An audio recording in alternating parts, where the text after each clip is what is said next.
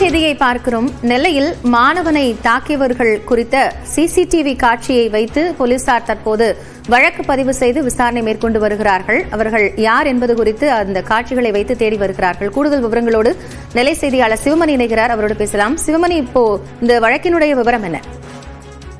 திருநெல்வேலி மாவட்டம் நாங்குநேரியைச் சேர்ந்த மாணவன் சின்னத்துரை 2 ஆண்டுகளுக்கு முன்பு 12ஆம் வகுப்பு படிக்கும் போது ஜாதிய வன்கொடுமை காரணமாக வீடு புகுந்து தாக்கப்பட்டான். அவனது சகோதரி இருவரும் வெட்டப்பட்டார்கள்.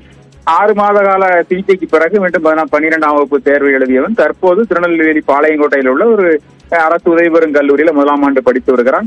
நாங்குநேரியில் இருந்தால் அவருக்கு பாதுகாப்பு இல்லை என்ற அடிப்படையில திருநெல்வேலியில அவர்களுக்கு அடுக்குமாடி குடியிருப்பு அரசின் சார்பில் ஒதுக்கப்பட்டது.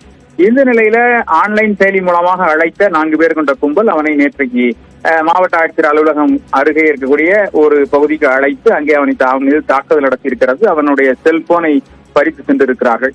இது தொடர்பாக பாளையங்கோட்டை போலீசார் வழக்கு பதிவு செய்து, அதாவது 309B என்ற எண்ணின் அடிப்படையில வழக்கு பதிவு செய்து 4 பேர் கொண்ட கும்பலை 2 தனிப்படைகள் அமைத்து தேடி வருகிறார்கள். மாணவனுக்கு திருநெல்வேலி அரசு மருத்துவக் கல்லூரி மருத்துவமனையில சிகிச்சை அளிக்கப்பட்ட நிலையில தற்போது அவர் வீடு திரும்பி இருக்கிறார்.